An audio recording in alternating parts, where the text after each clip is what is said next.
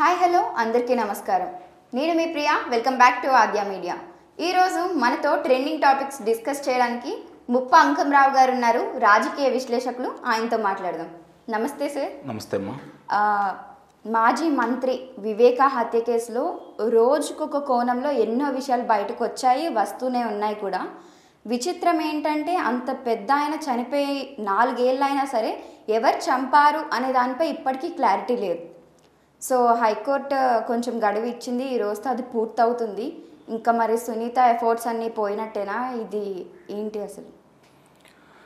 వివేకానంద రెడ్డి గారి హత్య అనేది భారతదేశంలో ఇప్పటి వరకు సిబిఐ విషయానికి వచ్చేతలికి సిబిఐకి తీరని మచ్చ ఇది.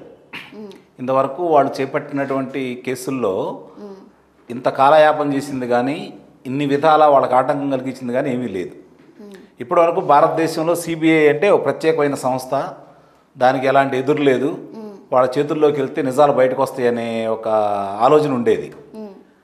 కానీ వ్యవస్థలను మేనేజ్ చేసే వ్యక్తులు, అదుపులో పెట్టుకునే వ్యక్తులు అధికారంలో ఉంటే ఏ వ్యవస్థనైనా ఎలా విచ్ఛిన్నం చేయొచ్చు అనేది ప్రత్యక్ష నిదర్శనం ఈరోజు సిబిఐ యొక్క పనితీరు.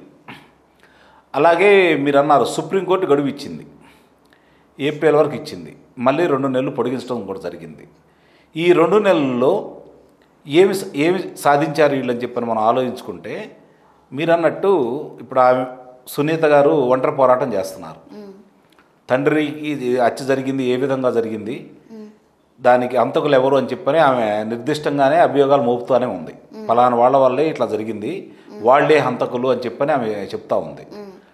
దానికి మన ముఖ్యమంత్రి గారు మరి వాళ్ళ హంతకులకి కాపాడుకునే కార్యక్రమమే ఈయన చేపడతానే ఉన్నాడు. సిబిఐ ఒక అడుగు ముందుకేసినప్పుడు ఈయన ఢిల్లీ పరిగెత్తా ఉన్నాడు, మళ్ళీ సిబిఐ 4 అడుగులు వెనక్కేసుకుంటూ వెళ్ళిపోతూ ఉంది. అసలు వీటన్నిటికి కూడా మొన్న జరిగిన పరిణామాలను ఒకసారి మనం కనుక పరీక్ష చేసుకుంటూ ఉంటే చాలా విచిత్రంగా అనిపిస్తుంది. సిబిఐ అనేది ఒక వ్యక్తిని అభియోగం మోపి అతను అరెస్ట్ చేద్దామన్న ఉద్దేశంతో ఎన్ని ప్రయత్నాలు చేస్తున్నట్టు జనానికి నమ్మించారు అంటే చాలా విచిత్రమైన ప్రయత్నాలు చేశారు వాళ్ళు కూడా.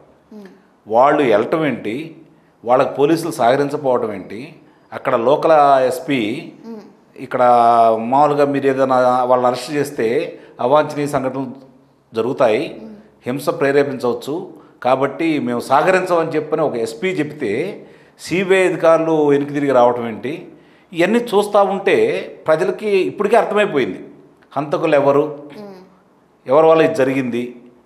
ఆ రోజు వాళ్ళు మాట్లాడిన విధానం ఏంటి. ఇదే పెద్ద మనుషులు ఆ రోజు విజయసాయిరెడ్డి గారు కావచ్చు, లేకపోతే జగన్మోహన్ రెడ్డి గారు కావచ్చు, లేకపోతే అవినాష్ రెడ్డి గారు కావచ్చు, ఆ రోజు మీడియా ముందుకు వచ్చి ఏం మాట్లాడారు ఒకసారి మనం పరిశీలన చేసుకుంటే, ముందు గుండెపోటు అన్నారు, ఆ తర్వాత రక్తపు వాంతులు అన్నారు, తర్వాత సునీత గారు వచ్చేసి అనుమానం ఉందని చెప్పిన వ్యక్తం చేసిన తర్వాత ఒక్కొక్క విషయాలు బయటకు రావడం జరిగింది. తర్వాత ముఖ్యమంత్రి గారు వచ్చేసి నిజంగా ఆయన దగ్గరుండి ప్రత్యక్షంగా చూసిన విధంగా ఎలా జరిగింది, ఎన్ని పోట్లు వేశారు, ముందు నుంచి చేశారా వెనక నుంచి చేశారా అని చెప్పి కూడా చెప్పడం కూడా జరిగింది ఆయన. మరి ఆయనకి ఎలా తెలుసు? ఇప్పుడు ఈ కేసుని అంటే మనం ఎన్ని రోజులు పట్టింది సిబిఐ వాళ్ళకి కావచ్చు, లేకపోతే సిట్టు వాళ్ళకి కావచ్చు, స్థానిక పోలీసులకు కావచ్చు, ఈ కేసును ఒకసారి కన్నా మనం పరిశీలన చేసుకుంటా ఉంటే ఒక పాఠ్య గ్రంథంలా పెట్టచ్చు, ఒక 10 సినిమాలు తీయొచ్చు దీన్ని మీద. అట్లా ఉంది, ట్విస్టుల మీద ట్విస్టు. జరిగిన కార్యక్రమాలన్నీ మర్చిపోయి వాళ్ళు ఏం చేస్తున్నారు, ఎలా చేస్తున్నారు, ఏం చెయ్యాలి అనేది కూడా వీళ్ళు నిర్దేశిస్తున్నారు తప్ప వాళ్ళని. అట్లాగే కోర్టు కూడా, తెలంగాణ కోర్టు కూడా మీరు ఆయన అడగాల్సిన ప్రశ్నలు ముందు కాగితం మీద రాసి ఇవ్వండి అని చెప్పడం కూడా ఒక విచిత్రం. దాని గురించి సుప్రీంకోర్టు కూడా తప్పుపట్టడం కూడా జరిగింది. కాబట్టి దీన్ని బట్టి స్పష్టంగా అర్థమైపోతుంది ఏంటంటే పెద్దల ప్రమేయం చాలా బాగా ఉంది దీంట్లో. అది టీడీపీ ఏమో వైఎస్ఆర్సీపీ ఖాతాలో వేస్తుంది, వైఎస్ఆర్సీపీ ఏమో టీడీపీ ఖాతాలో వేస్తుంది. ఇందులో పక్క రాజకీయ హస్తాలు అయితే ఉన్నాయంటారా? నిజమేనమ్మా. మొట్టమొదట వాళ్ళు టీడీపీ వాళ్ళ మీద వేయటం జరిగింది. చంద్రబాబు నాయుడు గారు, లోకేష్ గారి ప్రమేయంతో స్థానికులైనటువంటి ఆదినారాయణ రెడ్డి గారు, బీటెక్ రవి గారే ఈ హత్య చేయించారని చెప్పని వాళ్ళు చెప్పడం కూడా జరిగింది. నిజమే, వాళ్ళు అనుకున్నది నిజమే కావచ్చు. మరి 4 సంవత్సరాలు అవుతుంది కదా అధికారంలోకి వచ్చేసి. ఈరోజు మీరు ఒకళ్ళ మీద ఒకళ్ళు మీరే చెప్పుకుంటున్నారు కానీ మళ్ళీ ఈ 4 గురించి మీరు మాట్లాడట్లేదు కదా. ఆ రోజు మాట్లాడారు. నారాసుర రక్త చరిత్ర అని చెప్పని మీ పత్రికలో ప్రకటించుకున్నారు. అలాగే మీ ప్రసార మాధ్యమాల్లో ప్రసారం చేసుకోవడం కూడా జరిగింది. పుంకాలుగా దాని గురించి కథలు అల్లి చెప్పడం కూడా జరిగింది. ఈ రోజు మళ్ళీ మీరేం మాట్లాడుతున్నారు? ఒకళ్ళ మీద ఒకళ్ళు వేసుకుంటూ ఇప్పుడు స్పష్టంగా అంతఃపుర హత్య అనేది అందరికీ అర్థమైపోయింది. ఈరోజు మనకి తెలియటానికి లేట్ అయినా కూడా పులివెందల్లో కావచ్చు, రాయలసీమ మొత్తానికి ఎవరు హత్య చేశారని చెప్పి స్పష్టంగా తెలిసిపోయింది. కాబట్టి వాళ్ళని కాపాడుకోవడం కోసం, అంతకులను కాపాడుకోవడం కోసం ఇప్పుడు ప్రభుత్వ పెద్దలు ప్రయత్నిస్తున్నారే తప్ప నిజంగా వీళ్ళ నలుగురు గురించి ఆ రోజు మాట్లాడుకుంటే మీరు ఈ 4 సంవత్సరాలు మీరు ఏం చేస్తున్నారు? మీ దగ్గర ఉన్న సాక్ష్యాధారాలు సిబిఐకి ఎందుకు ఇవ్వటం లేదు? లేదు ఆ రోజు సిట్కి ఎందుకు ఇవ్వటం లేదు? ఒకవేళ నిజంగా సిట్టు దర్యాప్తు చేశారు కదా మీరు, ఆ దర్యాప్తులో ఏం తేలింది? వారు పొందుపరిచిన అంశాలు ఏంటి? ఈ రోజుకి ఎందుకు బహిర్గతం చేయటం లేదు? ఇవన్నీ మనకు అర్థం కావాలి కదా. స్పష్టంగా చిన్నపిల్లాడికైనా ఈరోజు అర్థమైపోతానే ఉంది. తెలుగుదేశం పార్టీ వాళ్ళని కావాలని వాళ్ళు ఇరికించారు. ఆ రోజు రాజకీయ లబ్ధి కోసం, ఇక్కడ బాగా అర్థం చేసుకోవాల్సిందంటే రాజకీయ ప్రయోజనాలు మాత్రమే ఉన్నాయి దీంట్లో.